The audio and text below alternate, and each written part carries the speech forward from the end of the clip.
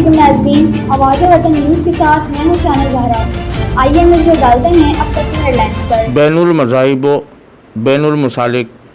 امن کانفرنس کرنے کا مقصد اور ICIH کی تیاریوں پر چیئرمین سید احمد رشید اور آواز وطن نیوز کے سرپرست کی گفتگو۔ اس کانفرنس کی جو بنیادی وجوہات ہیں وہ صرف یہی ہے کہ پاکستان کے اندر اور بین الاقوامی طور کے اوپر پوری دنیا میں ایک تاثر یہ دیا جاتا ہے کہ پاکستان اقلیتوں کے لیے ایک غیر محفوظ ملک ہے، اقلیتیں پاکستان کے اندر محفوظ نہیں ہے۔ یہ ایک ایسا تاثر ہے جو دیا جاتا ہے، جبکہ آپ دیکھیں تو ہمارے برابر میں ہندوستان کے اندر جو ہیومن رائٹس کی وائلیشن ہو رہی ہیں، جو مائنورٹی کے ساتھ زیادتی اور ظلم ہو رہا ہے، وہاں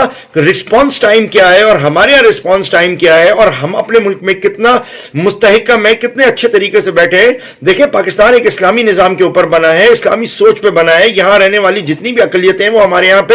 ایک سٹیٹس ان کو حاصل ہے، دے آر آل پاکستانیز، اور ان کا وہی رائٹ ہے جو ایک کسی اور پاکستانی کا رائٹ ہے۔ یہ سبق ہمیں اسلام دیتا ہے۔ اس لیے ہم اس کانفرنس کو کرنا چاہتے ہیں تاکہ تمام پاکستانی مذاہب کے لوگ آئیں، ایک ساتھ جمع ہو، ایک پلیٹ فارم پہ جمع ہو اور یک آواز ہو کے بتائیں کہ وہ پاکستان میں کتنے محفوظ ہیں، پاکستان کے اندر کتنا ان کا کوئک رسپانس ٹائم ہے جو ان کی مدد ہوتی ہے۔ ہاں جو واقعات ہوتے ہیں، اگر ان واقعات کو آپ کمپیئر کریں گے پاکستانیوں کے ساتھ ہونے والے واقعات میں تو وہ آپ کو ان کی تعداد بہت کم محسوس ہوگی، اور اگر ان کے ساتھ کوئی واقعہ ہوتا بھی ہے تو اس کے اوپر جو رسپانس ٹیم ہے، جو رسپانس دیا جاتا ہے پاکستان کی طرف سے، پاکستان کے اداروں کی طرف سے، پاکستان کے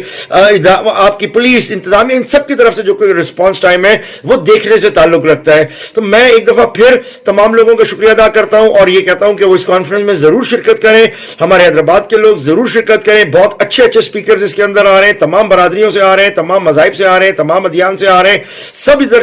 ضرور شرکت کریں اور وہ